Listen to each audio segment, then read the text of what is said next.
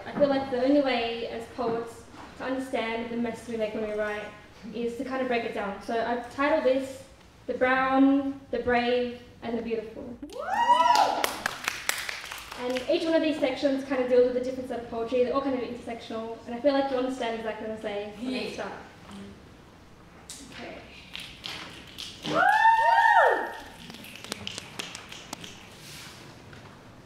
Alternate universe in which I am not a pacifist.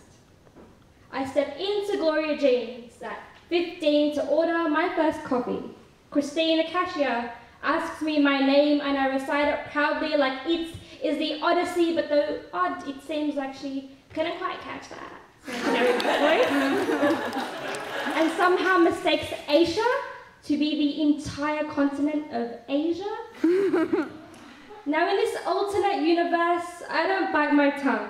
I don't politely nod. I don't pretend that I don't hear it. Instead, like the anti-pacifist I am, I walk into Gloria Jean to print the entire hardwood floor of the world map, circle Asia in red, and tell Christine, the cashier, that yes, I am the entire continent of Asia. You know the place where those coffee beans you grind were first grown? And while Asia is only half as much of the letters in Shakespeare, which you can pronounce so eloquently and clear, I'm flattered, you know, that you think I'm almost a whole hemisphere. At a family gathering, an auntie asks me when I will stop studying, when my quest for knowledge will cease. A prelude to the question, when will you marry my awkward civil engineering backward-ass son? Now in this universe, I graduate my 5-year law and politics degree, proceed to do my honours, do my masters, realise I'm going to be a doctor of some sort, so start a part-time 8-year PhD, and out of complete spite start another undergraduate medical degree because I could be an actual doctor. And when I am 40, a lawyer, a doctor, and still a salty teen, I will go back and tell that auntie that I will never, ever stop learning of ways to get out of getting married. In this alternate universe, I will not cry into a pillow. I will not ball my fist up. I will not contain my rage and then parade it in poetry. Instead, I will outpower walk all those atrociously slow walkers in the underground central tunnel. I will have the stamina to do so. In this alternate universe, when a wrong number calls me, instead of getting scared it's a Ponzi scheme scammer or that library I didn't return those books to like 5 odd years ago, I will answer that call and pretend that I am whoever they think I am, just to mess with them, because I have that kind of confidence. In this alternate universe, I will not silently contemplate how world leaders can cause destruction at their personal whims, or like how that guy in the train can sleep. Like how does he have the audacity to sleep? Instead, I will engage in heavy conversation with anyone that dares sit next to me. I will not awkwardly scroll through old emails because anxiety whispers that the person behind me is judging my Facebook feed. Instead of praying that no one sits beside me on a packed bus, I will wear a come here bandana, and a spot next to me is free t-shirt, because I'm dramatic. I'll decorate the seat with marshmallows in an act of pure anti-pacifism, because in this universe, to not be a pacifist does not simply mean to be an aggressor, to be confrontational, to have a Swiss Army knife tongue and a slingshot sign of scorn. It means actively being an open seat on a packed bus. That might be the welcome, the joy, the home, the relief of an overly tired teen that has just sprinted across the street. Because we know we've all been them, we've all been there. In this alternate universe, Christine the cashier is that overly tired teen. And maybe the most anti-pacifist thing to do when she mispronounces my name is to stay silent when everyone would choose to shout.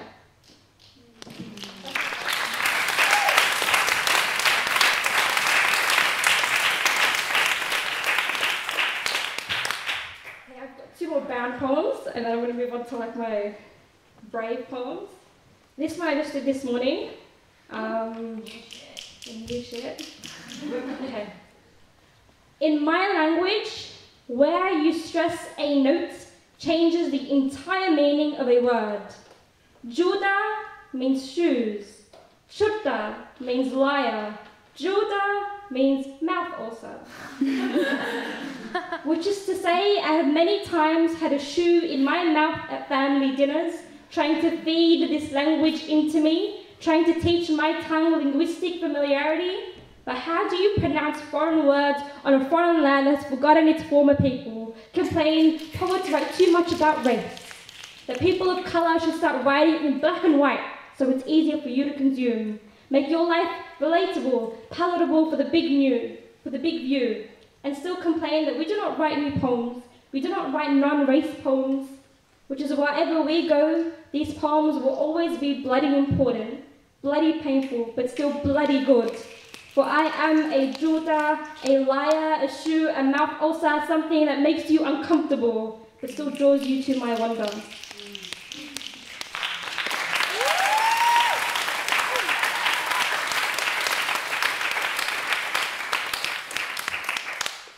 This is the colonisation, so it's a spin on the colonisation.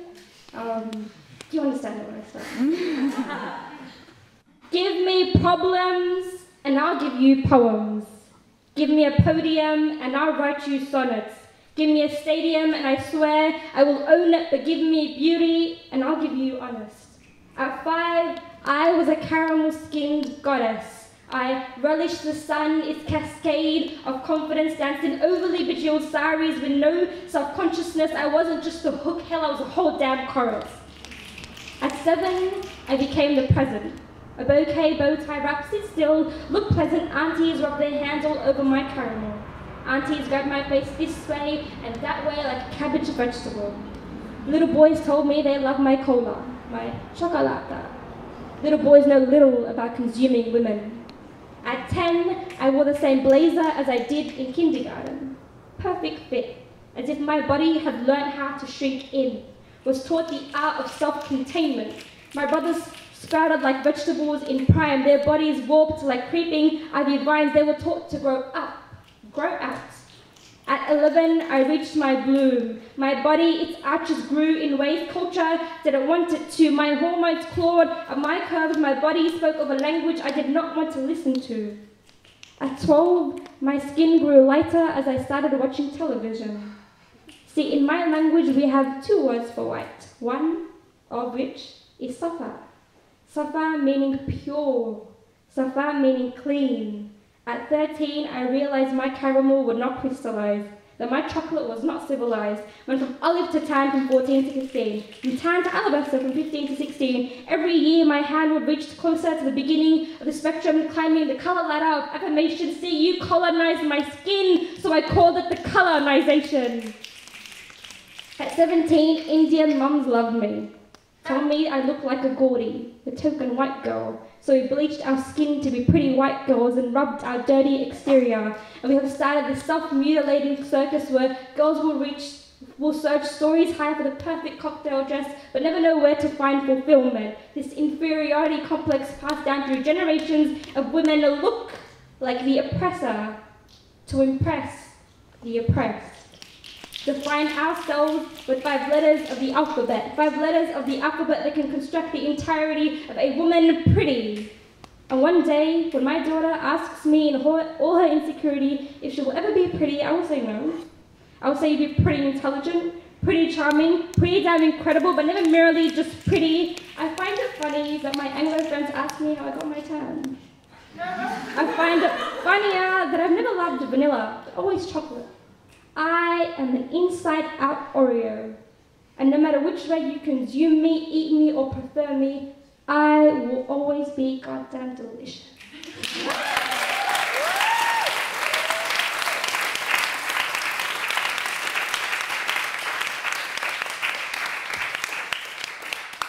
guys are already sick of me. I'm going to start my brave poem. So what this section is inside this set is all the poems that I've used to question things in the world. So these are the poems I say to people who don't know anything about slam poetry, or they think that like poetry is just like Shakespeare kind of stuff, or like, oh my god, the moon is my metaphor, and all that kind of stuff. Because this is kind of different to the, I feel like, the usual take.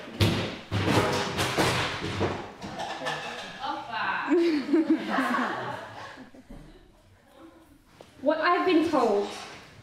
I've been told many things. Many things that contradict, many things that give my mind its own orbit. I've been told to dream big and be as ambitious as my body can take. To leap without doubt, like pepper over muddy puddle, like child over sofa cushion, like imagination over logic. But with every dream that's turned into a nightmare, every bit of hope that I've worn on my shoulders that's held a burn in some way. They don't tell you nor warn you of the heartbreak that is accompanied with care. They don't warn you that with every step towards your dreams, a little part of you does disappear.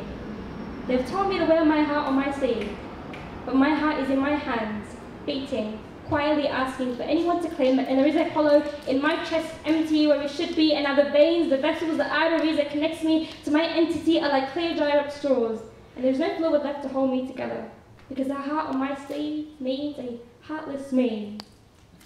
I've been told that opposites attract, but don't birds and feather flock together?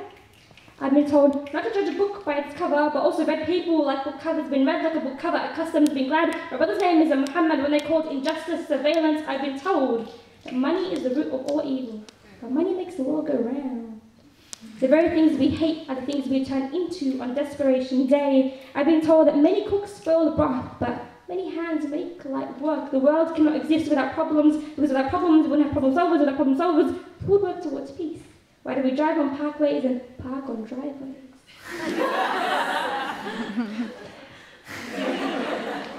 I've been told that great minds discuss ideas, average minds discuss events, and small minds discuss people, but without small-minded people, great minds wouldn't know what good discussion was. I've been told that the people crazy enough to think they can change the world are the ones that will change the world, and it can only be the change you wish to see in the world, but change is a foreigner, and the world is xenophobic. So even if I had the answers, the world would be too afraid to talk to me. I've been told that wogs tore up neighborhoods, but white man tore up continents. Ignorance tore up city streets, media fallacy tore up families, and we were stupid enough to call it history.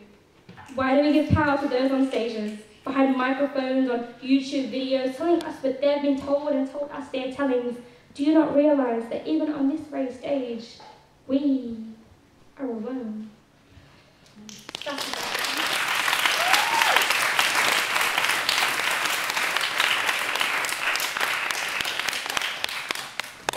This is a light one, but I say that like very precautiously because every light one turns into a really like heavy one. This is a poem about how much I hate math. But like, as a poet, you want to use the things you hate into like your poetry because that's what makes it deep and whatever. This is called An Ode to Math. Calculating my worth. -1. In the process of finding myself, I lost myself. I forgot my ribs crawled across my heart to be its cage. See, my body protects itself from its own pain. I forgot my defense mechanism was not a restraint, a seatbelt to place, because my afraid was a never-ending highway. I forgot that insanity was knowing that you were sane. I forgot the difference between the dance and the parade. -1. I have an extremely short attention span. You will never capture the midst of my thought as it tumbles through the hills of my mind. It's sticky bubblegum grass and it's fluctuating weather. I have more mood swings than Kim and Kanye put together. And I wish I could buckle. At least then I'd have an excuse to let you in. But my trouble is existing without these thoughts, and gravity has nothing on the weight of my stubborn. So I will stand and I will suffer. My mind is way too in love with comfort to let my heart wander. I think with my hands when I think of you, how they cower, how they crumble, how they too are stuck in their own selfish trance, telling you, don't hold me, because no one can't hold me and you. -1. Sometimes I don't know what hurts more, the intense feeling or the absence of it. I feel too much, too soon, and too late. My indecisiveness will stay waiting at the platform. Don't wait for me. I'll never get to my destination, even if you are my destination. And when I do attempt to leave this platform, I won't say goodbye. They sound too much like suicide notes, too much like full stops, too much like abandonment. Goodbye means reminiscing a place I left behind, and I don't want to remind myself that I never let you go. So this platform will be my vehicle will not be my vehicle to my should have been beginnings. It will be the home of all my will be endings. I am on a platform of nostalgia. She holds me captive. -1. I turn from heartless woman to heartless girl in a matter of a heartbeat. I hide behind euphemisms, afraid, because self-honesty is not my forte, because I understand that people expect okays, I find I don't mind. I'm a creature of habit. I indulge in routine. Same coffee, same spot, same sugary dose of reality. I like repeat. I like routine. Don't mistake my ethics, morals, and common sense to be boundaries. I like my walls. My walls are my resting place. Please don't think you need to knock them down. -1. I'm so delusional that I'm paranoid. My computer is watching me. Someone out there is taking the time to watch me. Watch me. I beg of the world to see me. There's something about being watched that makes you feel important, makes you feel wanted, display your life, decorate it, find love in everyone else's love of narcissism. I can only read off paper. My mind has no room for thought beyond paper. I'm used to reading of scripts. Paper prescription, prescribe me my fix, my medicine for the moment I lift my pen of this paper. I no longer exist. -1. For someone that loves words, I see numbers only. Numbers on coins, numbers on cups, numbers on fines, numbers on tickets, numbers held up at beauty pages, numbers held up at poetry competitions, the number of my student ID. I wish I could be as perfect as numbers are. Calculated and logical, that I could minus my paranoia, add a bit of conviction, maybe divide a portion of my compassion, make my thoughts even, find the X to the Y we are feeling. -1. The science of tickles. Beneath my skin lay millions of tiny nerves, sensing any bit of harm that comes its way. They wait, the cold, the hot, the pain. See, when you are tickled, every instinct that is supposed to defend you, remind you, hold you, protect you from every bit of harm that pervades you, they too betray you. Beneath my skin lay millions of tiny nerves. So when stimulated by the slight touch of fingers, I scientifically speaking, register happiness, register pleasure, register it's okay to hurt me. My body is submitting to its aggressor. The same parts that are vulnerable to injury are the same parts that abandon me. My body is naive, it is a masochist. It gives its most vulnerable parts to be dismantled. So don't tell me about trust issues, because why am I to trust the wall of my heart when I can barely trust my own body? +1. Finally, some pluses. I'm told my need for validation in numbers causes self-destruction, that my consuming ambitious will never keep me going. I've been told it's not about being the best, it's about the nervous tension, the emotion, the catharsis. But often those who don't play the game don't really know the catharsis of winning. Or maybe I'm just too competitive. So I wasn't raised this way. It's okay to do your best, but your best should be an A. Enough to stand on stage, enough for you to validate, enough to be your trophy. I'll sit and wave in the parade, because it's much easier to be passive and obey, but it's even easier to play the game. +1. Now, if I were to calculate, I'd probably be on -3 when I'm horrible at math, so let's just say I'm on 3, because every confession of negativity has an opposite reaction of relief. Wait, that's physics. And on the basis of probability, the balloon of my dignity certainly has no density. That's most math I know. I float above my skin. I watch as my insides crawl. I feel my own hands wrap around my throat and every cell attempting to protect itself, every thought of mine bookshelf, and I wonder, if 1 + 2 = 3, if X could be used to find me, if calculating my worth is subtracting pieces of my identity, why should I calculate the worth of something that was created to be a masterpiece? I am woman, thick-headed and thick-skinned. I am flawed. To see some wrinkles are part of the design. I need to stop assuming that I need to be fixed to be fine. I am ready to be broken, ready for the world to take me, paint me in its image. What's the point of having a life but not really living? And only the moment did I calculate this, that I realized that in the process of losing myself, that I found myself.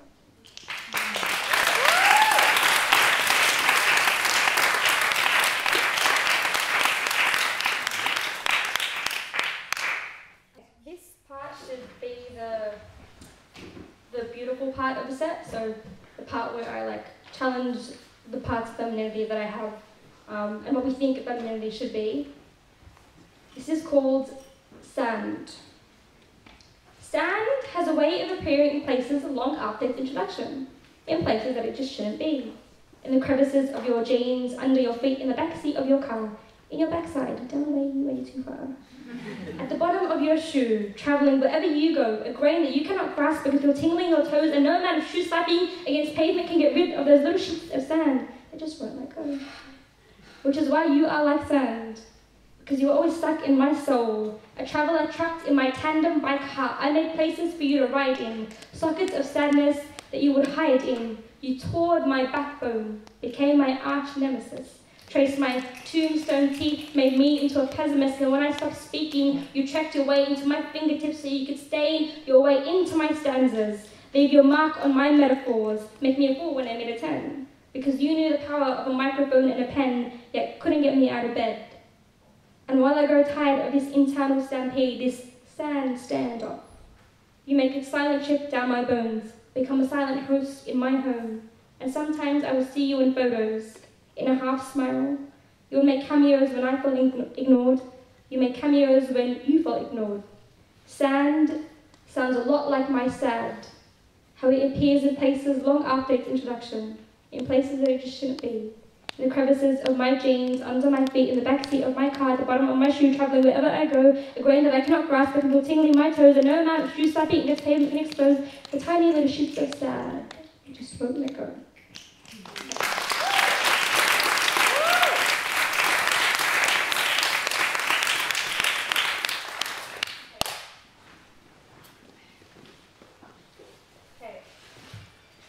Now, I'm not a vindictive person. I feel like vindictive people say they're not vindictive persons. But, I wrote a poem about boys. Those poems write themselves, I feel like. And I promised I would never write a poem unless like I could write a poem about my parents, but I just had to get this out. This is called The Art of Dealing with an F-Boy. Girl, do not let him in. He is not key to your lonely. You are home. You are kitchen. Use your knives. He is invader. He will rob you. Ensure your valuables, girl. Do not let him validate you. You are not a parking ticket. You are not a prescription pill plate to serve your esteem on. He will feast on you until you are bone, until you are broke, until you are bare. Be a bear, girl. His phony, suave, shady sham does not deserve you. He is slayer of sanity, girl who messages you at 1 a.m. once again, showing him what nightmares are made of. He will make himself the center of your galaxy and leave you feeling empty and learn that you are universe. Girl, he is hungry. His hegemonic, fragile masculinity is vanished. Starve him. He deserves none of your mind. You are gold mine. Do not fall for rehearsed lines. He is playwright. Do not become his show. Girl, if he tries to guilt trip, tighten that pistol grip. Load your ammo, show him you can damage with both eyes closed. Girl, if he asks for your time, tell him to get in line. You do not need to explain yourself to him. You are not a toy. You are not a manual, but you need manual labor. And if he treats you like a waiter, then he's gonna get served. Girl, do not write poems about him. His ego will take it as flattery. Do not wrap yourself in apology. Do not develop his psyche, teaching girls the art of dealing with F-boys instead of teaching boys the art of respecting women. Like we need to teach decency. Boy, women like me birthed you, so women like me will destroy you. And in the words of T. Swift, look what you made me do. Do not push my buttons. I am not a Game Boy, but go ahead, try to play me.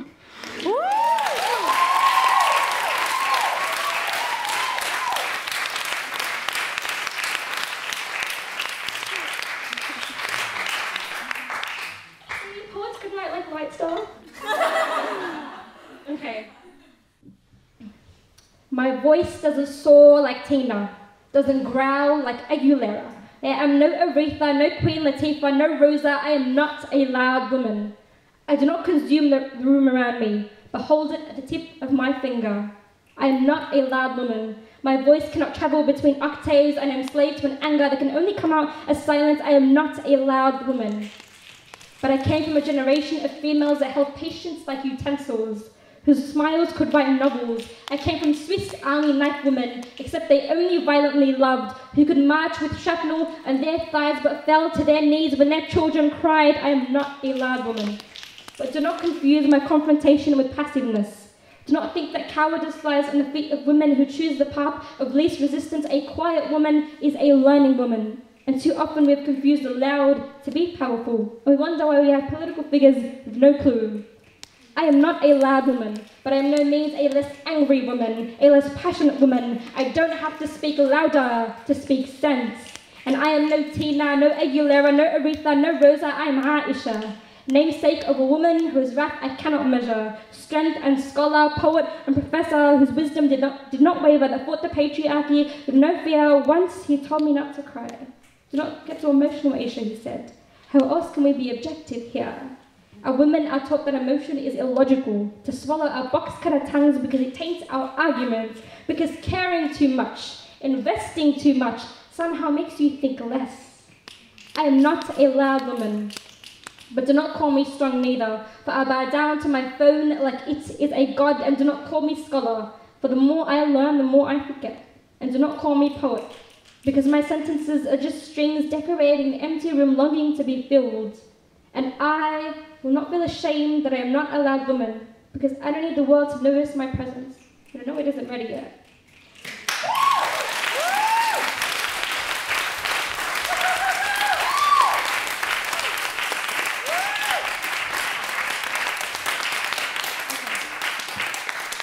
This is the last one. It's also pretty short too, but I hope you understand. This is called Venus Flytrap, and in brackets, where my strength lays. I am not a mountain. Instead, my strength ebbs and flows like the valley around it. See these tides, how it clutches tight to the horizon, curls its attachment issues, and lingers itself on the rocks that block its path. Look how its beauty hides its true depth. Look how she tempts you to enter, knowing you will sink in her. There is great power in figuring out Yoba. I think Venus flytraps know their worth. Venus flytraps remind me of mothers. And how might you say that a carnivorous plant reminds you of a mother? Venus flytraps are forgiving, protective, instinctual. See, when an insect crawls along its fine hairs, this mother prepares to close her talons, unleash her wrath, demonstrate her worth, but instead, she, masochist and tender, loving and forgiving, gives her intruder a second chance, a 20-second gap before she decides to strike again, collect her meal and make her bed. This second chance is not out of pure mercy. This second chance is self-preservation. Venus flytraps do not waste their time killing animals with no nutritional value. It will not waste its energy on you if you are not worth consuming. It has learnt the art of self-respect. Venus flytraps only begin digestion after 5 more insects stimulate her, guaranteeing herself a being worthy of consumption. But I, unlike a Venus flytrap, will consume you even though you are not worthy. Be the valley, not the mountain. Be the lighthouse, not the sea. Be the bridge, but not the location. See how you walk all over me to get to your destination, and I will let you. And that is where my strength is. I will guide you out of me, even when you don't want to believe. Thank you.